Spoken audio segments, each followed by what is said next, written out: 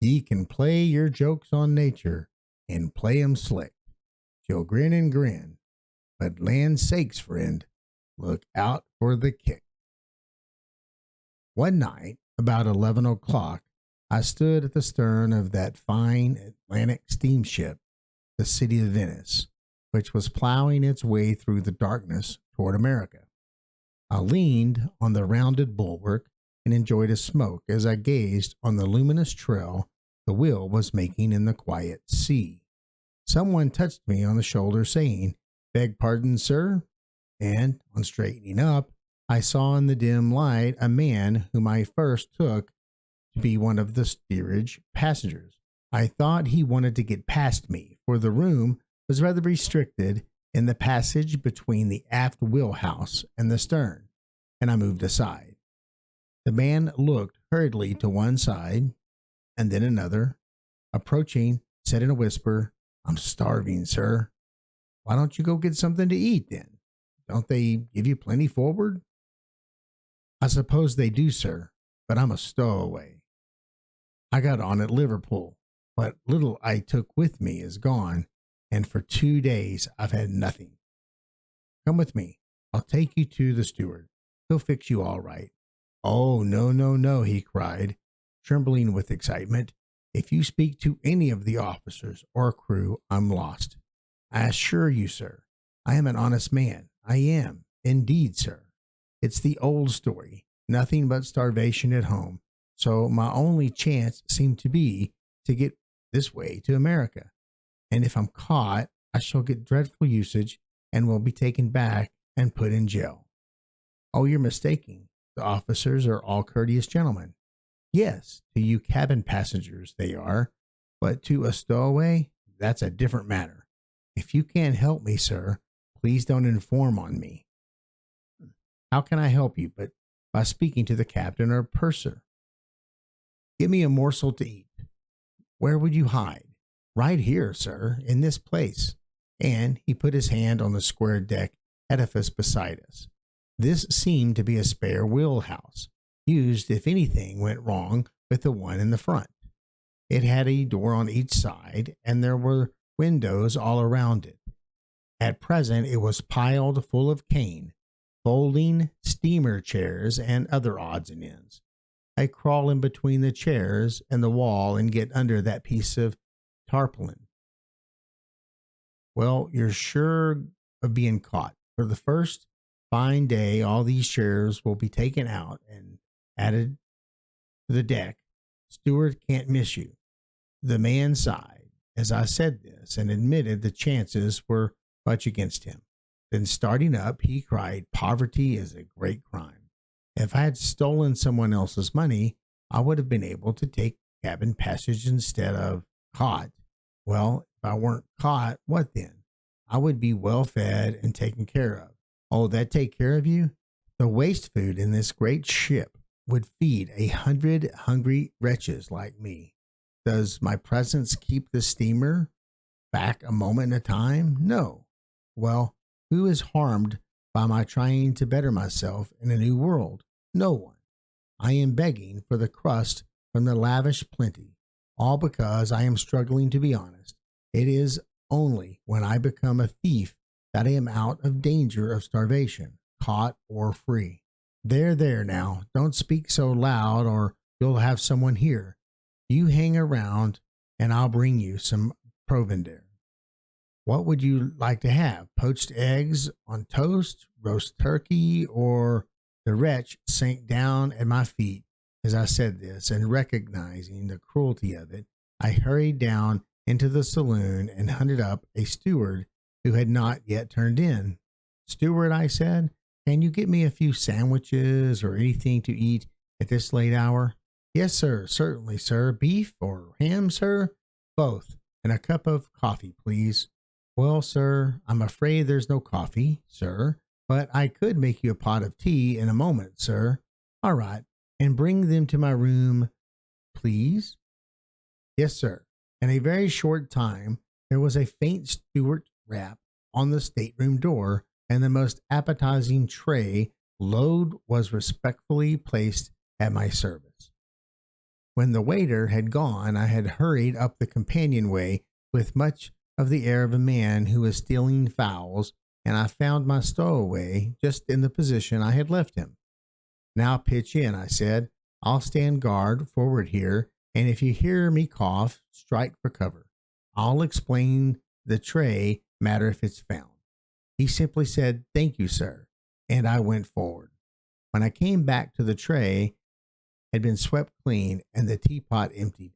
My stowaway was making his din when I said, "How about tomorrow?" He answered, "This'll do for me for a couple of days." "Nonsense.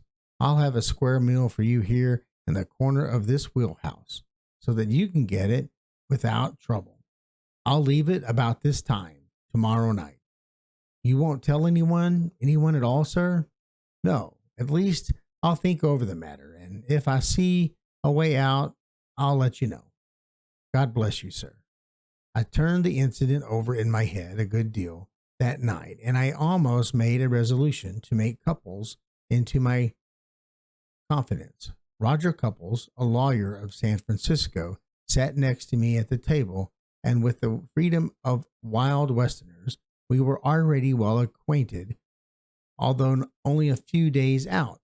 Then I thought of putting a supposition case to the captain. He was a thorough gentleman, and if he spoke generously about the suppositious case, I would spring the real one on him. The stowaway had impressed me by his language as being a man worth doing something for. Next day, I was glad to see that it was rainy. There would be no demand for the ship chairs that day. I felt that the real sunshiny weather would rather unearth or unchair my stowaway. I met Couples on deck, and we walked a few rounds together. At last, Couples, who had been telling me some stories of court trials in San Francisco, said, "Let's sit down and wrap up. This deck's too wet to walk on." "All the seats are damp," I said.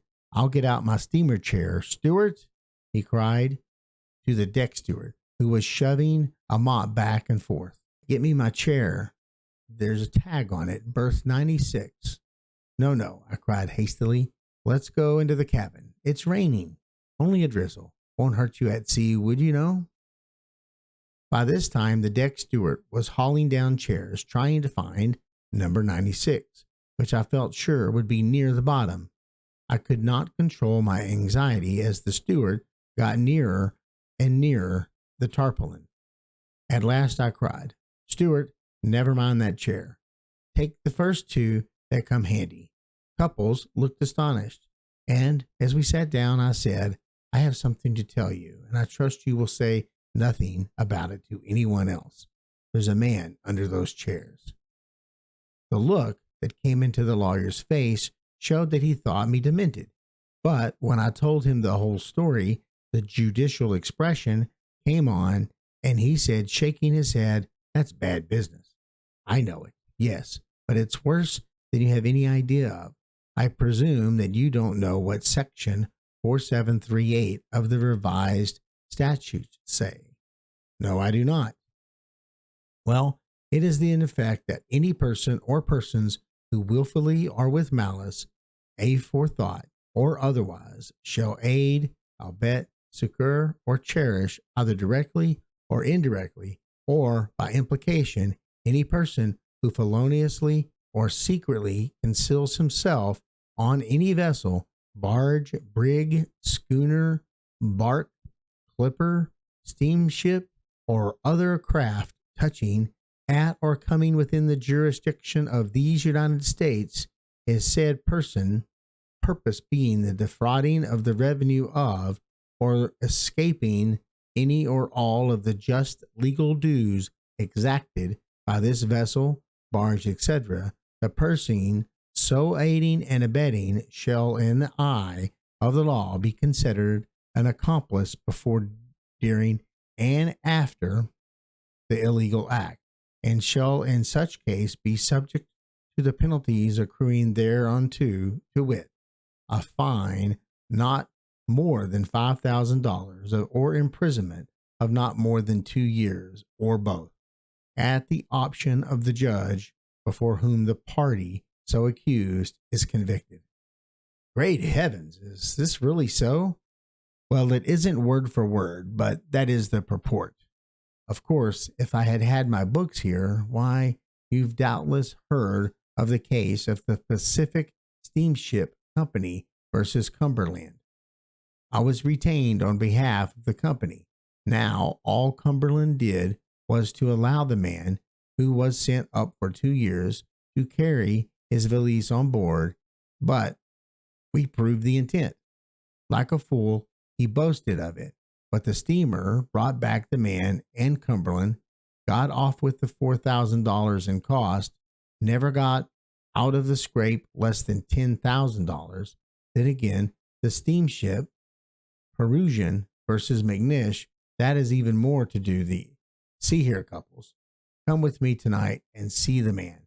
If you heard him talk, you would look to see the inhumanity. Tush, I'm not fool enough to mix up in such a matter. And look here, you'll have to work it pretty slick if you get yourself out. The man will be caught as sure as fate. Then knowingly or with fright, he'll incriminate you. What would you do if you were in my place? My dear sir, don't put it that way. It's a reflection on both my judgment and my legal knowledge. I couldn't be in such a scrape. But as a lawyer, minus the fee, I'll tell you what you should do. You should give the man up before witnesses. Before witness. I'll be one of them. Get as many of the cabin passengers as you like out here today, and let the officers search. If he charges you what the law terms support, deny it, and call attention to the fact that you gave him information. By the way, I would give written information and keep a copy. I gave the man my word not to inform on him, and so I can't do it today, but I'll tell him of it tonight. And have him commit suicide or give himself up first and incriminate you? Nonsense. Just release yourself from your promise. That's all. He'll trust you. Yes, poor wretch. I'm afraid he will. About 10 o'clock that night, I resolved to make another appeal to Roger Couples. At least stand off and hear the man talk. Couples, stateroom number 96, was in the forward part of the steamer, down a long passage and off to a short side passage. Mine was aft the cabin. The door of 96 was partly open, and inside an astonishing sight met my gaze. There stood my stowaway. He was evidently admiring himself in the glass, and with a brush of touching up his face with dark paint here and there. When he put on a woebegone look, he was the stowaway. When he chuckled to himself, he was Roger Couples, Esquire. The moment the thing dawned on me, I quietly withdrew and went up the former companionway. Soon Couples came cautiously up, and seeing the way clear, scuttled along in the darkness and hid in the aft wheelhouse. I saw the whole thing now. It was a scheme to get me to make a fool of myself some fine day before the rest of the passengers and having a standing joke on me. I walked forward. The first officer was on duty. I have reason to believe, I said, that there is a stowaway in the aft wheelhouse. Quicker than it takes me to tell it, a detachment of sailors were sent aft under the guidance of the third mate. I went through the saloon and smoking room and said to the gentlemen who were playing cards and reading, "There's a row upstairs of some kind." We were all on deck before the crew had surrounded the wheelhouse. There was a rattle of folded steamer chairs, a pounce by the third mate. Out came the unfortunate Couples, dragged by the collar. "Hold on, let go. This is a mistake. You can't both hold on and let go," said Stalker of Indiana. "Come out of this," cried the mate, jerking him forward. With a wrench, the stowaway tore himself free and made a dash for the companionway. A couple of sailors instantly tripped him up. "Let go of me. I'm a cabin passenger," cried Couples. Bless me, I cried in astonishment. This isn't you, Couples. Why, I acted on your own advice and that of the revised statutes, whatever they were. Well, act on my advice again, cried the infuriated Couples, and go to the hold. However, he was in better humor the next day and stood treat all around. We found subsequently that Couples was a New York actor, and at the entertainment given for the benefit of the sailors, orphaned a few nights after he recited a piece in costume that just melted the ladies. It was voted a wonderfully touching performance, and he called it the Stowaway. This has been My Stowaway by Robert Barr, Luke Sharp. In Short Stories, a magazine of fact and fiction, Volume 13, 1893. Narrated by Conan Stewart for Tales Reawakened on YouTube.